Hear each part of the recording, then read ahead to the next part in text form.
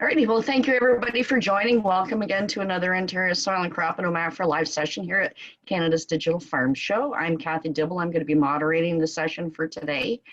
I would also recommend or encourage everybody participating to go to the Ontario Soil and Crop virtual exhibit space on the Digital Farm Show website. There's a lot of really cool information and videos there for you to see, and also 2 chances to win. And I just lost my internet. We can still see you. Okay, well, that's good. Yeah. Still here? Yep. Yes, No. you're good. Okay, yeah, I might have to switch to my phone's hotspot in a minute. Anyhow, I encourage you to go to the Soil and Crop virtual booth. There's a chance to win a Ontario Soil and Crop rain jacket that will be ordered just to your size, and also a Soils at Guelph cap. So today we have 3 sessions. We have Robin and Paul are going to be talking about the internet threw me off. The educational workshops that Ontario Soil and Crop delivers. Barb Caswell from our Guelph office will be giving you the how-to tips and tricks on how to complete a funding application and claim form. And first off, we have Jake Monroe, who is the soil fertility specialist with OMAFRA, and he is going to be giving us a live demonstration of the Soil Test Manager app. So certainly everyone, if you have questions, please throw them in the chat room or the Q&A, and we will save the questions for the end of each individual portion of the discussion here. So Jake, it's all yours. Perfect. Thanks a lot, Kathy. And so thanks everyone for taking some time out of your afternoon. I'm excited to share with you an introduction to the Soil Test Manager app. And I'm just going to quickly share my screen and bring up a few slides here to give all of you an overview of what Soil Test Manager actually is.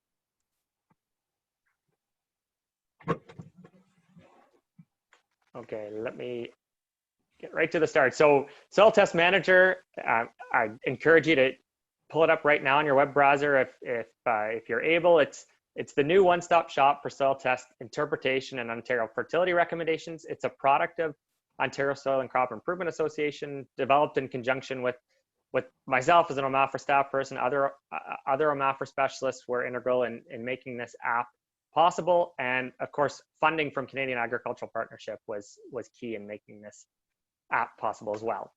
So this app, just off the bat, it's a simple, easy to use app that has really been targeted towards growers. So these are some of the questions in my role over the past 5 years that that have come to me.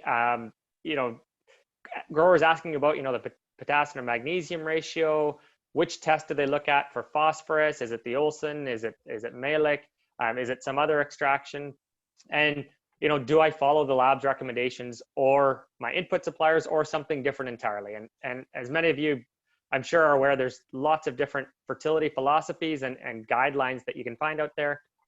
The purpose of Soil Test Manager is to provide that information for Ontario, an authoritative source for fertility recommendations, all in one easy to use app. So the Soil Test Manager is based on the official Ontario fertilizer recommendations, which are evidence-based, and they're vetted by a combination of researchers, OMAFRA staff, and industry representatives, and they're reviewed on a regular basis.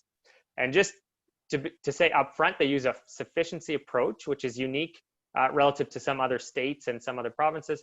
And this is a more conservative approach that's based on the most economical annual rate of application for a specific crop. So typically, a grower or an agronomist looking for a little bit of information on their soil test and on their fertilizer recommendations would go into our agronomy guide, which is either as a PDF or a hard copy, and they'd look up their crop chapter, and then they'd look within that chapter to find their specific fertilizer recommendations. And here I've pulled up, for example, the forage potash recommendations. If you're a vegetable grower, and Soil Test Manager is for both field and vegetable crops, you might be trying to track down one of our vegetable production guides. And at least in the past little bit, if you're in that situation, you've had to order a hard copy. And for lime recommendations, that's in a different chapter entirely. So you can see that the process, I think, needed to be simplified, and that's really where Soil Test Manager comes in. So Soil Test Manager brings in those recommendations that are typically found in several different publications puts them all in one spot and in one easy to use format that's usable either on a laptop, on a tablet, or on a smartphone. So here's what Soil Test Manager allows you to do. First, it allows you to load one soil test at a time. So very basic, meant to be a check or a second opinion. Load those soil test results and access the Ontario fertilizer and liming recommendations immediately. Secondly, you can use Soil Test Manager to evaluate your nitrogen and phosphorus fertilizer application practices within the realm of, in the perspective of 4R nutrient stewardship. And ultimately, the goal of Soil Test Manager is to be an instructional and educational tool to help growers better understand the meaning of their soil test. So to empower growers to know what those numbers mean, and then go with confidence, either to have a conversation with their agronomist or their retailer and make a decision on fertilizer application rates. So at this point, I'd again encourage any of you interested in following along to go to soiltestmanager.ca. And at this point, I'm going to stop sharing this screen, and I'm going to take you all through a quick couple of demos of Soil Test Manager on my web browser.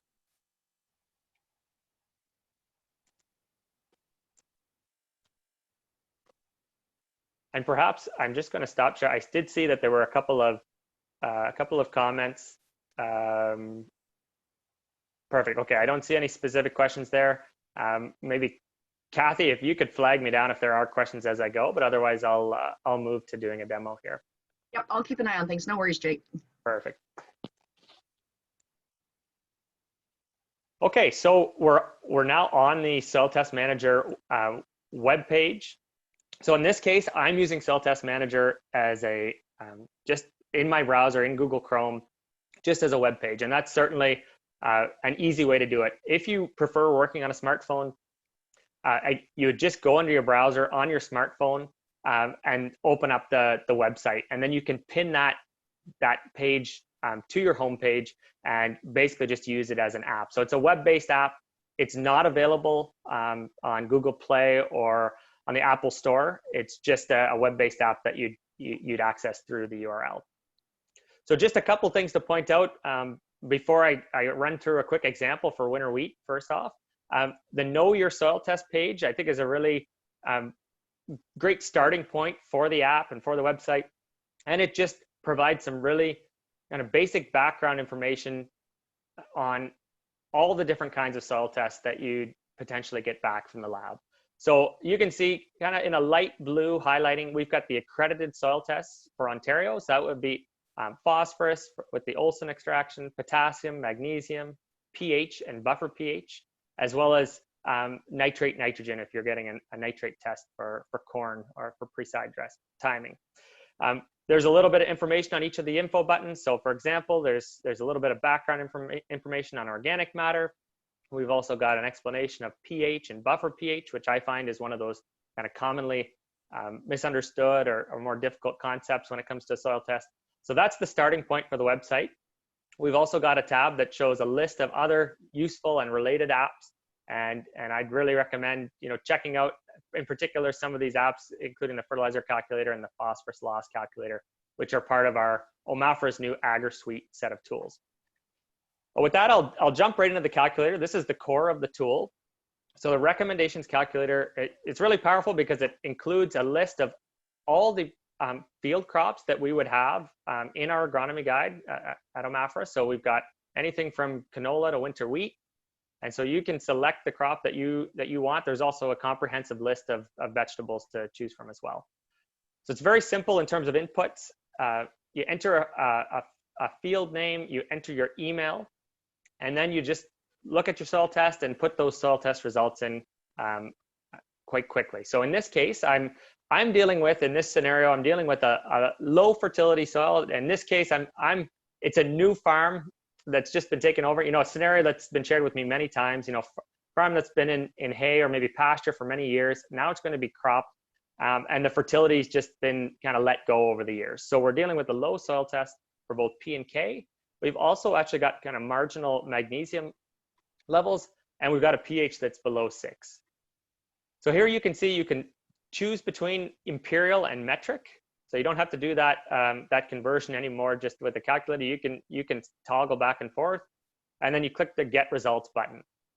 So once you've clicked the Get Results button, here I've got my recommendations for P2O5 and for K2O in Imperial, and there's a little bit of information to go with each of those rates. And here in this case, because I've selected winter wheat, the agronomy guide, recommends that you have some portion of that phosphorus fertilizer applied, either seed, in this case, seed placed, or banded if it were corn, for example. And we've got a recommendation for potassium as well. And again, this is based on a sufficiency approach, so a feed the crop approach, optimal rate based on many years of trials for a given single year and single crop. So that's a quick run through in terms of P and K. Just the other example, or the other component that's really important to note here, and I think a very unique feature of the Soil Test Manager, is that we've got not only a pH, but also a buffer pH section. So in this case, our pH, I'll actually put it back to 5.7. I'm going to enter the buffer pH. In this case, it would just come off the soil test, but in this case, we're going to say 6.3. And based on that, I'm going to select a target. We want to get to 6.5. And there, I've got a lime recommendation. And that's really powerful in my opinion, because normally you've got to go to a lookup table. You've got to find that separately. And this allows you to just quickly get that recommendation. And in this case, if you look at that magnesium recommendation, you can see MR. And in this case, because lime is recommended, we're actually going to use a dolomitic or magnesium containing lime is recommended in this case. And that helps us address the pH issue, but also supply some magnesium to address that lower soil test level for magnesium. So there's a quick example for a low testing soil that also needs to be addressed, the pH is low and needs to be addressed. Let's take a quick look at another example. In this case, I've selected corn. So we're looking at grain corn, and in this scenario, we're dealing with, a home farm, a farm that's been in family for generations and looked after quite well, and we've got decent background fertility levels. So you can see here, I've got a 25 for phosphorus, a 190 for potassium. pH is not below 7 and will not need to be addressed. And when I click Get Results, I'm going to be getting a much lower recommendation. So we've got some recommended phosphorus for being banded with the corn crop in this case, but for every other nutrient, the recommendation is 0. And so this is just one of those examples where you can see that it's a good second opinion. As a grower, if you've been recommended a certain rate, this is your chance to go see what Soil Test Manager tells you, see what the official recommendations are, and kind of be armed with that information. Next important thing to note is that you've got the email results button, and once you enter your email above, you'll be given the chance to email that to yourself, and you'll receive that within a few seconds. I've just got a couple minutes left in my time slot here. So the last part of the Soil Test Manager app I wanted to feature is just a little bit on the 4R calculators that we have at the bottom of the tool. So in this case here, I'm going to still work with my corn example. So I've got a recommended rate of about 20 pounds per acre. And you can see that's been automatically entered under the rate. And I'm just going to use this as an opportunity to play around with a little bit of combinations of 4R combinations to see how well I'm doing in terms of applying nutrients in a way that meet crop demand and minimize the risk for environmental losses.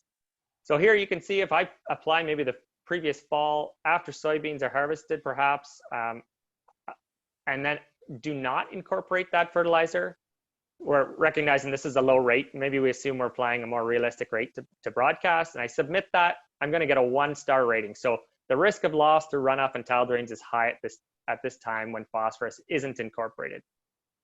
Just to show you another example of how you can, as a grower or an agronomist, someone interested in improving your fertilizer application practices, if you look at instead shifting that to being applied at planting, either granular or liquid sources, you can see that it moves from a 1 to a 4-star rating. And that placement and timing combination is really going to maximize uptake and minimize risk of loss. Just a quick example or two in the 4R nitrogen calculator. Here again, we're looking at corn. I'll select urea as my product. Timing pre-plant, and in this case, I'm going to say that it's not incorporated. So again, in that case, we get a 1-star rating, and you can see you get a little bit of background information. And in this case, the risk for loss through volatilization as well as through leaching are significant, and there's some encouragement for the grower to consider applying in a different way. If I change to what we would consider, a better practice, a side dress application of 28% injected, we submit that, and we can see we've moved it up to a 4-star rating. And again, there's some information that goes along with that. So the 4R calculators are a nice supplementary part of the app, and they just help to provide the grower some information and some guidance on how to improve their fertilizer application practices. So I'll end it there. I'll stop sharing my screen, but I'm happy to take any questions if anyone has any. I haven't seen anything come up yet, Jake, but just one question for me. Is Chrome the recommended browser to use for the platform? Generally Chrome is what I use for everything, and I've never had any issues with it for Soil Test Manager. I guess I'd probably avoid Internet Explorer if anyone still uses that. But yeah, I'd suggest Chrome if possible. Does anybody have any questions for Jake before we move on to the next session? All right, well, thanks so much, Jake, for sitting in for this. We appreciate it, and for all your work that you've done in putting the Soil Test Manager app together in the first place. Thanks very much, Kathy. All right, thanks. Oh, okay, we just have a comment. Looks great, Jake. All righty, so next up, we have Paul Reeds, who is a regional program lead with Ontario Soil and Crop, and Robin Brown, who is a workshop leader with Ontario Soil and Crop as well. And they're going to be talking about the educational workshops that Ontario Soil and Crop delivers. So go ahead, folks. Fantastic. Well, thank you again for the opportunity to be with you virtually. As all of us are, at least where I am, it's a beautiful sunny day for harvest. So perhaps we can get through this and you guys can carry on with your activities on farm. I'm Robin Brown, one of the number of, I think there's 14 workshop leaders across the province, and joining me is Paul Reeds. And Paul can introduce himself really quickly. Okay, yes, I operate from just east of Lindsay and born and raised in a farm in this area. So that's where my background is. Worked in various industries in agriculture through a long career. Go ahead, Rob. Paul and I both have farming backgrounds. Thank you, Paul. We both have farming backgrounds, and we hope that that helps to bring some value to the workshops that we deliver, the educational workshops that we deliver through Ontario Soil and Crop Improvement Association. Oh, there we go. I'm just going to quickly speak to the 3 key educational opportunities that Ontario Soil and Crop has developed in partnership with the Canadian Agricultural Partnership, the province of Ontario, and our Canadian government. So support from all of those to help us become the program delivery experts in Ontario. The 3 workshops are Environmental Farm Plan, Growing Your Farm Profits, and Biosecurity. So focusing on environmental risk on farm, and that particular workshop is offered as an in-person 2-day workshop, or a 1-day renewal workshop if you're coming back to update 5 years after you've taken it originally. And we also have an online electronic environmental farm plan option. The Growing Your Farm Profits, for your benefit, is offered as a 2-person in-day workshop. Paul's going to speak about that in detail a little bit later. And then we also have a biosecurity workshop, really focusing on commodity-specific focus, so livestock, bees, mink, poultry, specific commodities, and that currently, with a world of COVID, is being offered as webinars. And for all of these workshops, you do need to go to our website to register in advance. Okay, good. So maybe you can just carry on with why someone would want to take these workshops, Robin.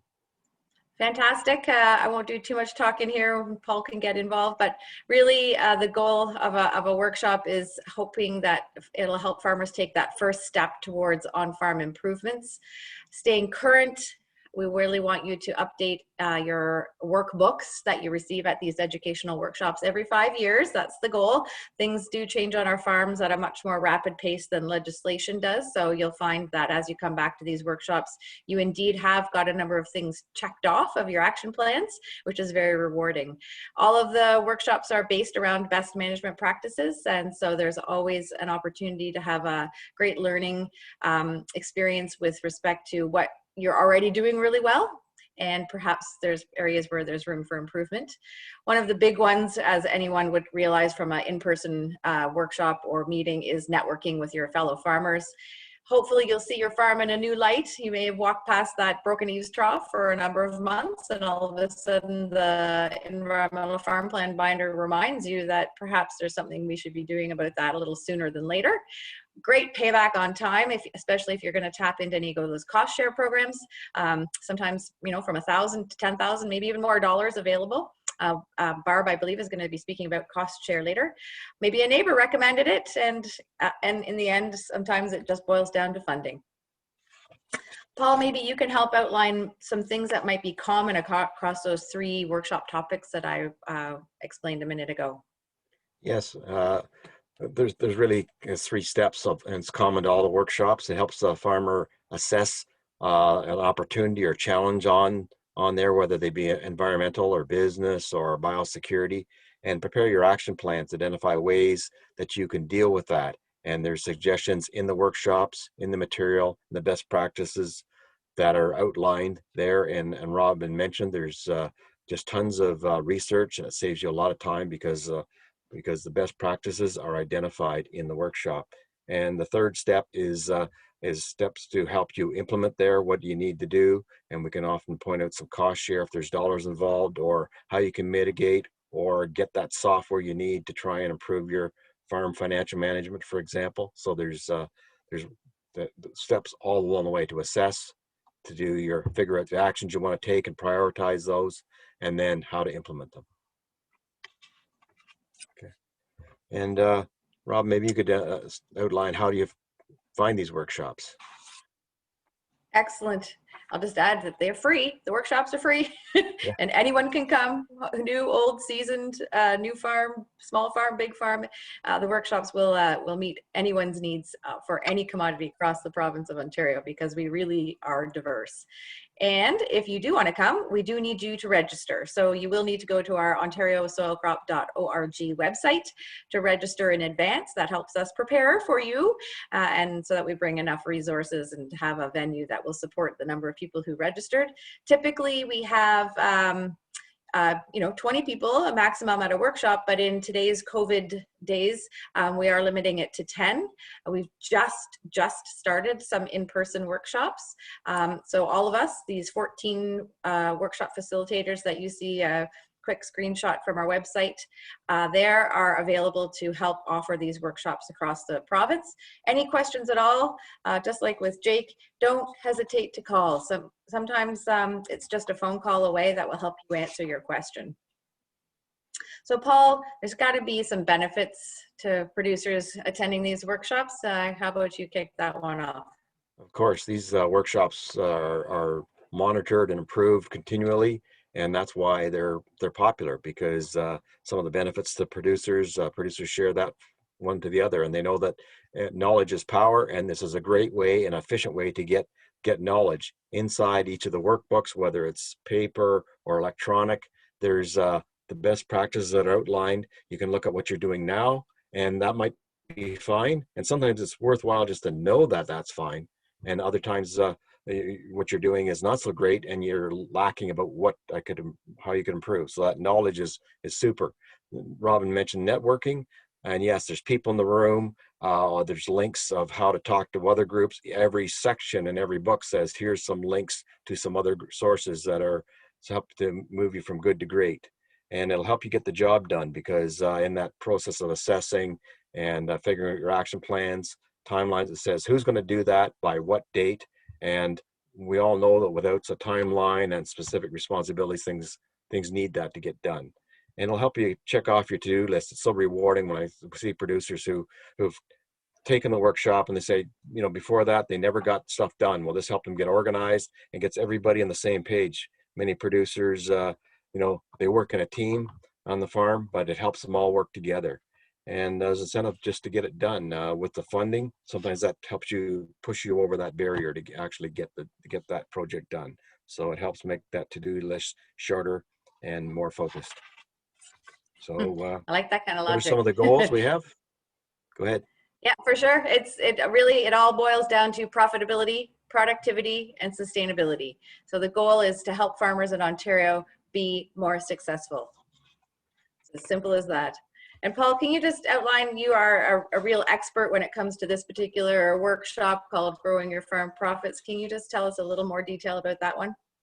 Well, it's a terrific workshop because in many years, there aren't many ways that you can actually get some of those soft issues and how do we handle that? Because we all know that there's this, it focuses on the 7 areas, and we all know some great production producers or great marketers or financial management, human resources. Well, they're terrific, but what do they do to make them terrific?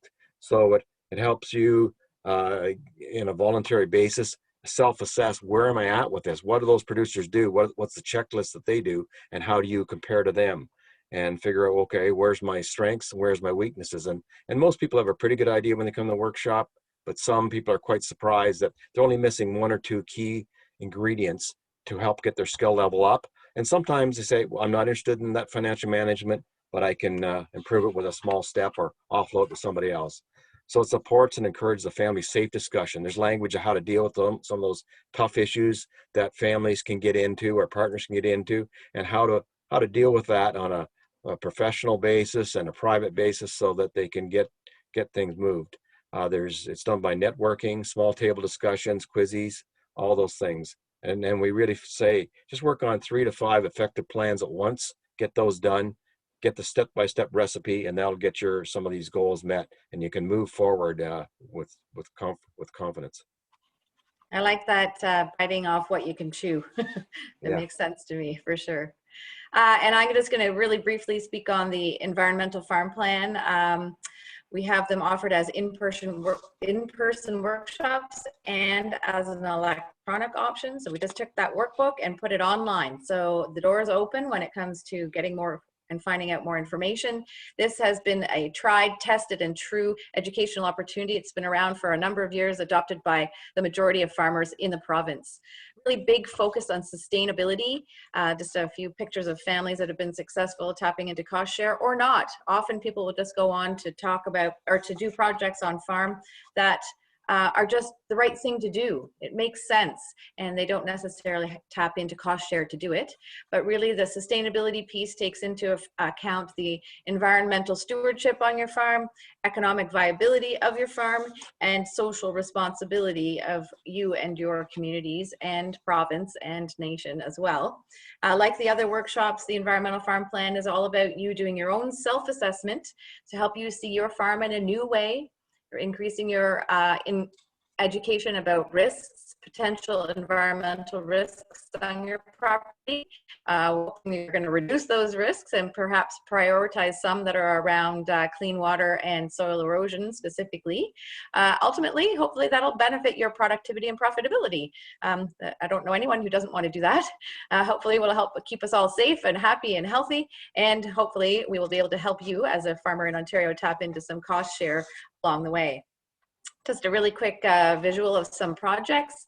Not all of these are eligible for cost share. For example, the water well one might be a priority for you, but our provincial federal funding under the Canadian Ag Partnership doesn't support wells, but it does support some of those other examples there.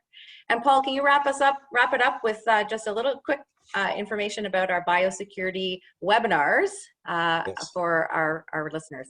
Yeah, just a couple things on that. We have done some in-person biosecurity workshops in the past, very popular. Right now during COVID, we're doing them online, and they're really focused on either livestock or crops. And boy, if COVID is an example of why we need biosecurity, because look at what can happen. So it's just a terrific way to how to keep diseases out. And if they do come on farm, how do we control them? And again, you'll learn some of the practices that you're doing might be just right, or you may find out that what you're doing actually is making a potential problem worse, and you're doing it in good faith, but it's a really concise way to get some great information to reduce your risk and increase your profitability on your farm. And you're working with? Pardon? Oh, you're working with, great, yeah, a veterinarian or certified crop advisor for the crop side. Thanks, yeah, there's a moderator on there, but there's professionalism there too. So there's an opportunity to ask questions through a chat line. And I mean, where do you get this opportunity to get some free consultative advice from an expert right there? And you get to listen to the other questions too. And they will often highlight a question that you're going to run into next week. And they're already there and coming up with the answers. So there's some example of just some projects, some great, the one on the right there, fellows using Dutch style entry where you keep the dirty side dirty and then you come in and you sanitize boots and clothes and whatever and just step over a barrier. Small things can make a big difference in keeping diseases out of the farm. So we had to, I think that pretty much eats up our time there. Yeah, it does. It does. It goes so quickly, but there's tons of great opportunities for further education. Go to our website for that and tons more. And Barb, I believe, is going to build on what we spoke about, because sometimes cost shares tied directly to what we talk about at the workshop, and sometimes the workshop is just so much more. Okay.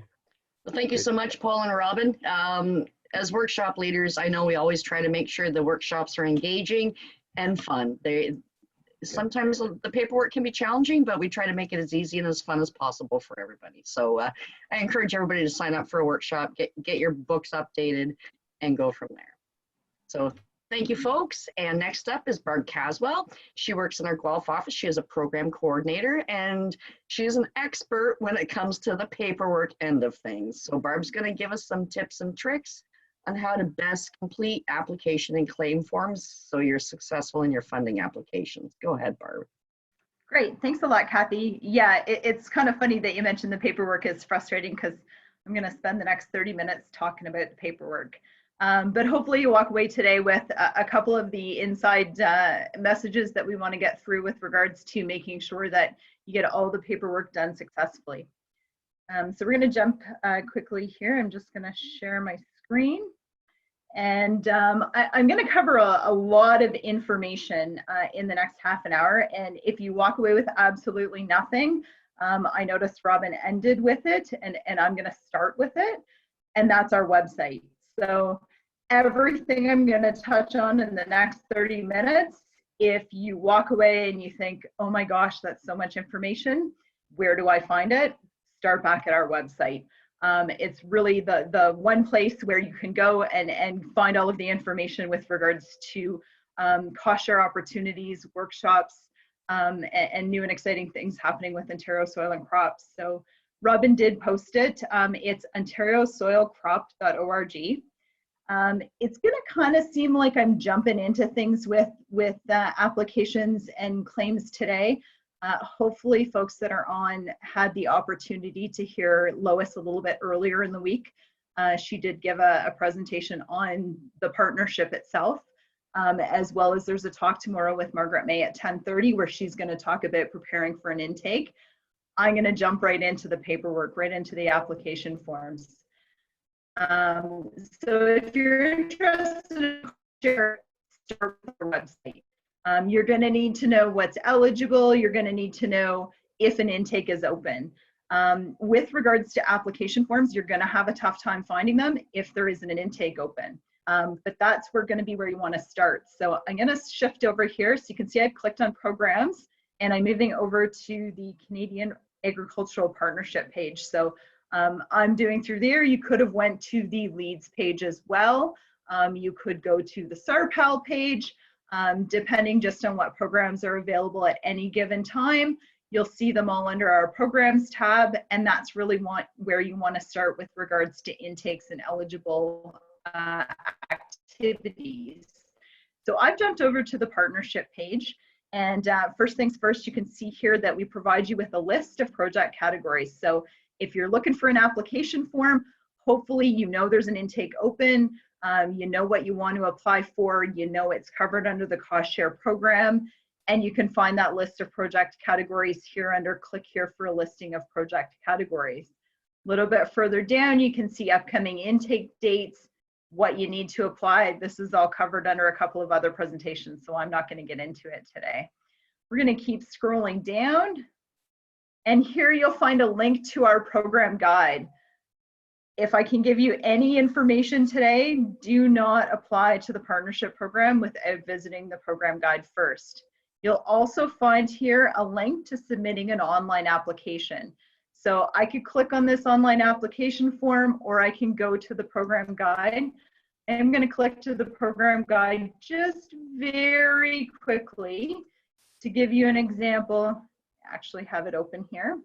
Kathy, if I'm clicking through too fast, can you please just give me a heads up that the internet speed might not be keeping up with me? Just flag me quickly. Will do. Perfect, thank you. So this is the online program guide. Again, I'm not going to go into detail on this. It's covered under some other sessions that I encourage you to take advantage of. But when you scroll down to the bottom, you've read the guide, you know your project's eligible, you know that intake's open. What's next? Well, what's next is the application form. So you'll see some program requirements. Make sure you've had a look at those. Under step 2, you will typically see a link to the online application form and a smaller link to the paper form.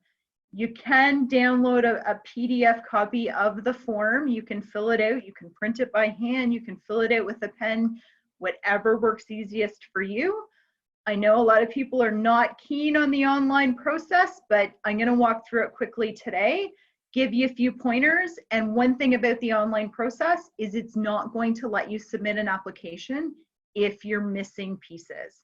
So it's kind of beneficial in that regard. So typically under this step 2 is where you're going to see a link to the online application form. I'm going to jump right to my dashboard. We'll maybe just click out here to the home page. When you click to the online application, it's going to take you to ontarioprograms.net. So I'm using a bit of a test site here, so don't worry that my web address is a little bit different. It will link you directly to the correct site, keeping in mind that you can't submit an application if their intake isn't open. So it won't give you that opportunity. You can create your own account. You can go into ontarioprograms.net. It's also where you register for workshops. It just won't let you access an application form. We're going to log in here very quickly. If you have used this site before, your account will exist.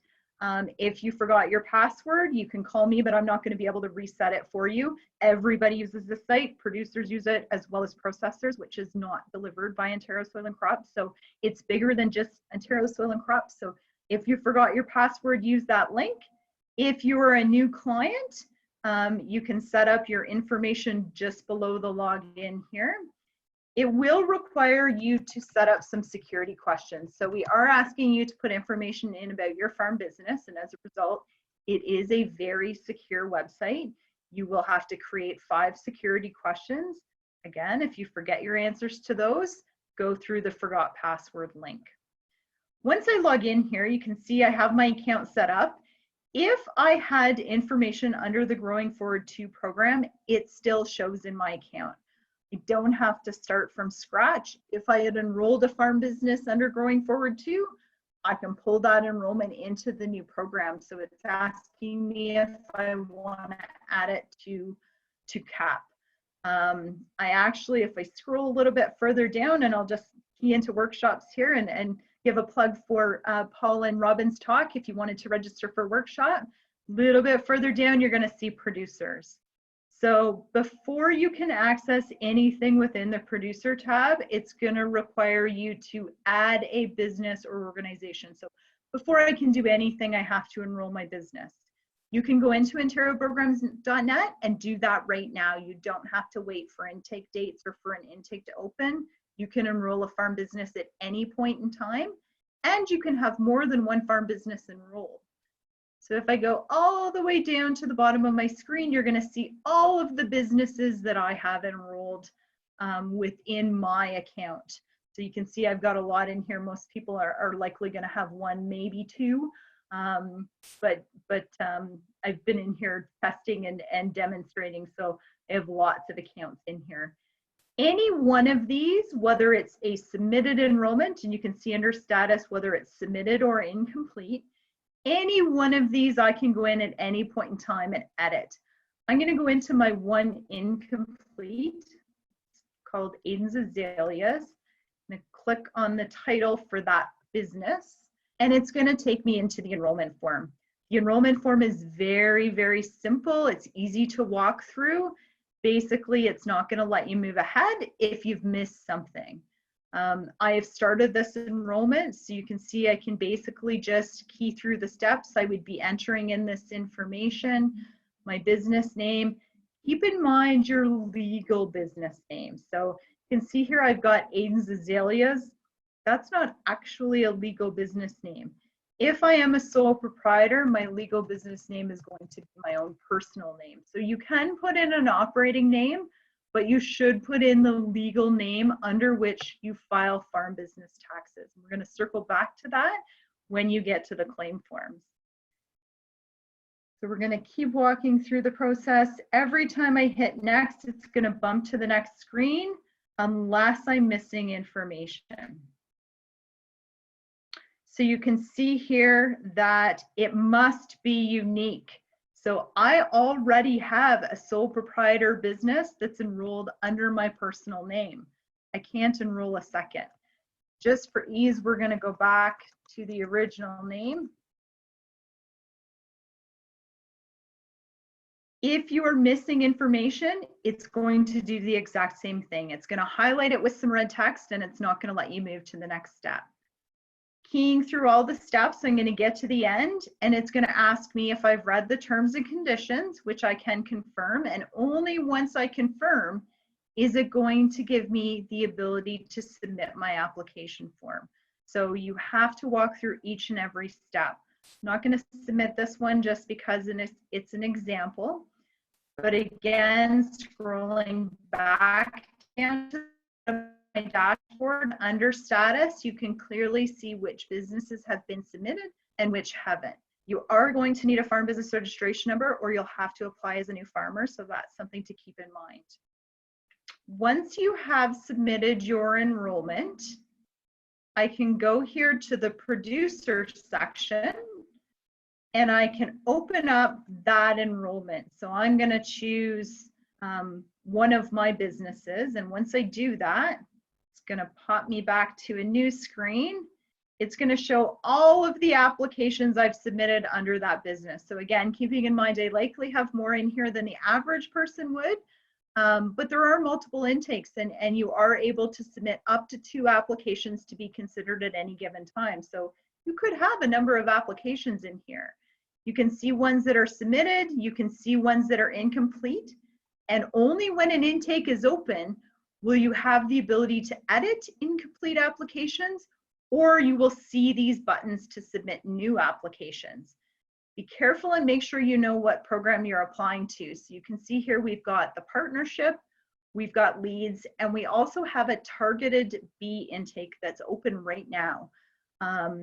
It's very specific to beekeepers, but if there was an intake open, you would be able to access this partnership and leads as well.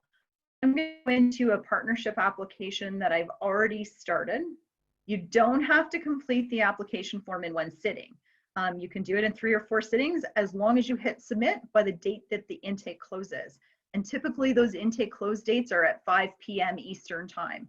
So make sure you know when the intake close date is and that you confirm successful submission before that date.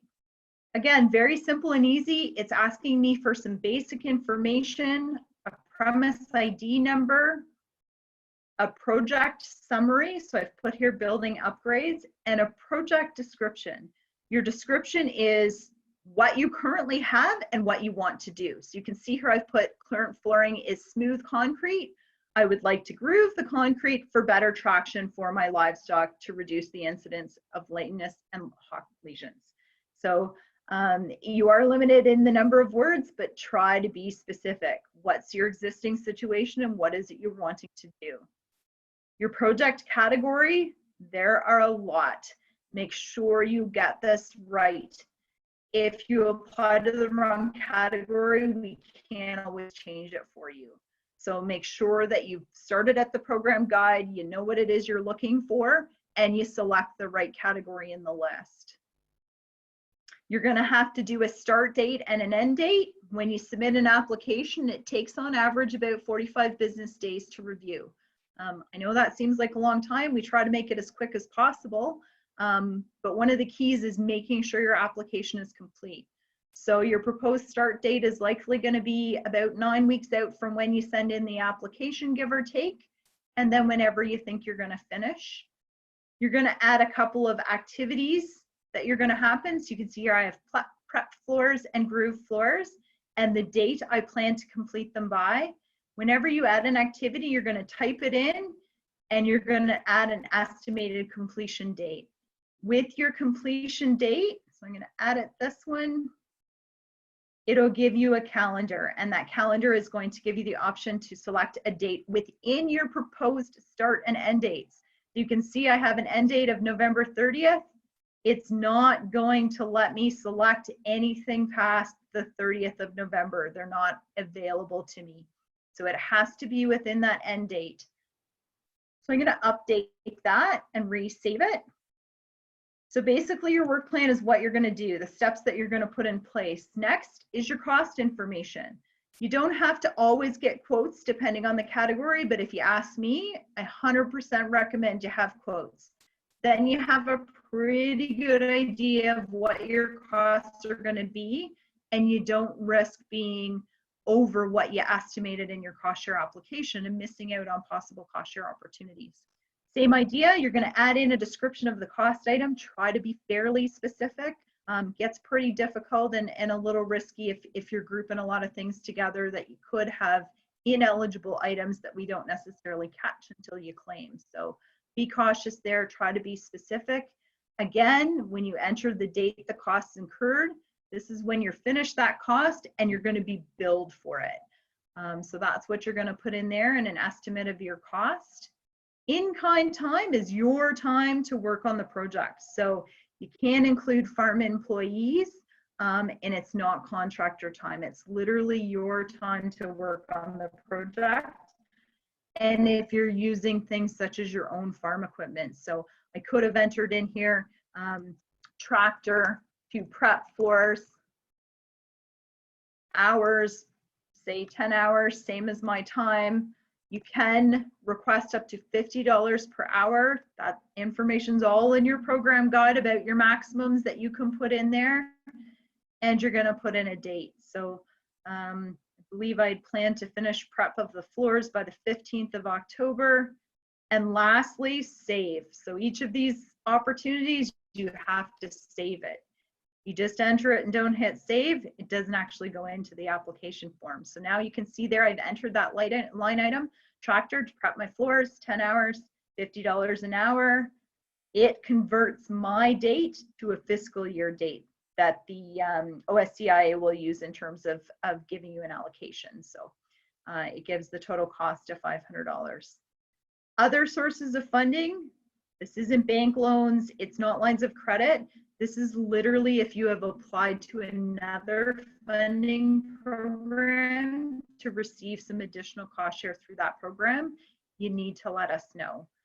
I'm not going to put anything in there. I can save my application and go out, or I can move on and go to the next step. The next step is some questions specifically about my project. So you're going to go through each of those questions. I'm just going to go through very quickly and enter in answers. Just to give you an idea, but make sure to consider what it's asking you. If you're not sure, pick up the phone and call someone from OSCIA. Call your field rep or your workshop leader.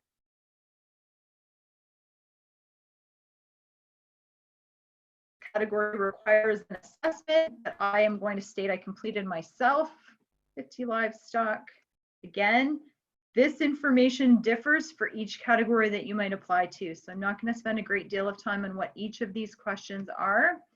If I chose not to answer one of the questions and I hit next, I'm on the same screen. So something obviously didn't work correctly. If I scroll back down through, big red box that tells me I didn't fill everything out. So again, online application, it's going to tell you if you're missing something. So I need to put an answer in that slot. And then it's going to tell me everything I have to submit with this application. Read this very carefully. It aligns with the online guide. It tells you what has to come in. If you don't understand what it's asking you for, contact Ontario Soil and Crop and inquire. Not a good thing to do this by the time you're already at the application stage. So I'm just gonna, yeah, Kathy? You have about 9 minutes left. Okay, we're going to attach a file really quick here. My assessment, obviously I would have more than one file. I've done an attachment, so it's going to let me move to the next page, and I'm going to hit submit. It's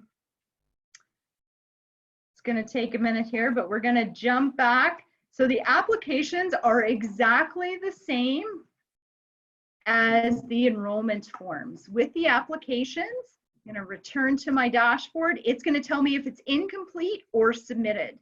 If you're doing an application, be sure to check that it shows submitted. If it's not showing submitted, we don't have it. If we don't have it by the intake close, there really isn't anything we can do for you. Once you get an application submitted, you are going to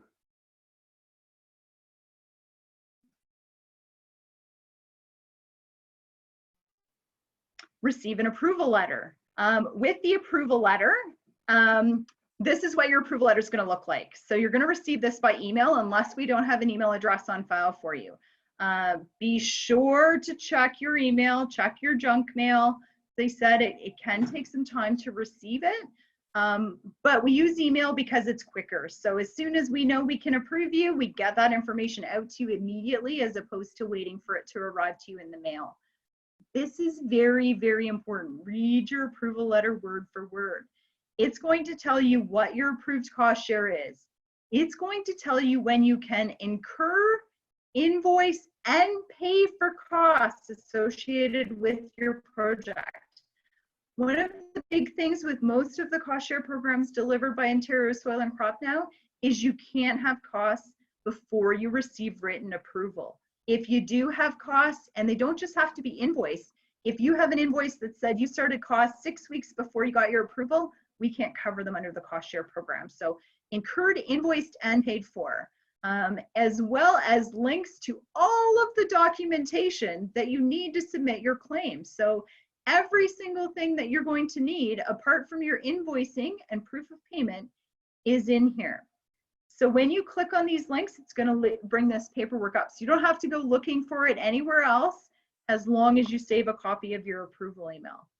The last thing I'm going to draw your attention to, we're going to switch here one more time back to the Ontario Soil and Crop website. When you're submitting a claim, one of the most common issues we see is how you demonstrate your business. So I talked earlier about if I'm a sole proprietor, my legal business name is my own personal name. So I might call my farm Barb's Farm or Aiden's Azaleas or Happy Lane Farms. I can call it any number of things, but if I'm a sole proprietor, the legal name that I'm filing taxes under is my personal name. On the Ontario Soil and Crop website, keeps jumping down to my share screen and I can't click on it. You will find at the very bottom of that partnership page, claim information. This is a really useful spot. This is where we've highlighted all of the little hiccups that folks have when they're submitting their claim to make sure that you know exactly what you're doing. So we talk about the forms. In some cases, you might have received information that your plan or your assessment that you're getting cost share for has to meet minimum requirements. We provide the links to those. We talk about proofs of payment. Don't pay by cash. That's not proof of payment. There's no paper trail. So we really, really need you to pay by check or electronic funds transfer or some method that it's traceable. So we list the proofs of payment. We talk about electronic signatures on your claim form. We talk about ownership structure, that sole proprietorship, in-kind contributions, and arm's length. And we give you a video about filling out your claim form. So if nothing else, check out the claims page on the website in terms of the how to fill in the form. Perfect. Thanks, Kathy. If there's any questions, I can address those quickly. And I have one for you too, but we did have one come in through the chat. Barb, is there an opportunity to change the start and stop dates after the application is submitted, given the inconsistencies in the supply chain for construction materials during COVID? that's a really great question, Kathy. So there's two different things with your application. There's the start and stop date, and there's also when your costs are going to be incurred. So you might remember when I showed the application, when you enter a cost item, it converts it in our system to a fiscal year. If you have applied and you have costs within a fiscal year, we don't have any ability at this point in time to change the fiscal year of those costs, which means if you've applied and received approval with a claim deadline of February 15th, we don't have any ability to extend that out. We do recognize there are a lot of issues with suppliers, some related to the pandemic. We have been telling folks, if you're running into these issues, keep in contact with us and keep a paper trail. So if you're talking to a supplier and you're not able to get supplies, make sure you have that in writing. But unfortunately, at this point, we don't have any ability to shift out that end date of a February 15th claim deadline. And I think too, if a producer were to say they're hoping to be done by November 30th, and it happens to be December 31st, that isn't a huge deal either. It is, and we actually don't do, if you contact us, we might put a note in your file just so we're aware of that, but we don't actually change the application per se in terms of making that end date January 1st instead of November 30th. Yeah. So the claim deadline is really when we're stuck on. So Lisa, I hope that answers your question. If you can let us know if that is what you were looking for, that would be great. One question I had myself, Barb, and from a producer I was at a couple of years ago, when you get your approval letter, it asks that you submit an electronic fund transfer form so you can direct deposit the claim dollars. Once you've already submitted that once, does a producer need to submit it with every single claim form, or is once enough? Great question, Kathy. Actually, and it does note this in the approval letter, once they've submitted it once, as long as it's the same account information, you don't have to resubmit that. So we do have that on file, and there is an ability on your claim form to check off that I've already submitted it and nothing has changed. So once is good as long as nothing changes. All righty, well, we are almost out of time. So if anybody else has any questions for Barb, fire them out now, or certainly reach out in touch with any of us that are on the Ontario Soil and Crop virtual booth. We can certainly answer your questions, or if we don't know, we will point you in the right direction to get the answers you need. So thank you everybody for joining. Certainly, you know, go back to our virtual Soil and Crop exhibit space, look for the chances to win the free jacket and the free cap, and give us your feedback as much as possible. Thank you again for attending. Have a good day.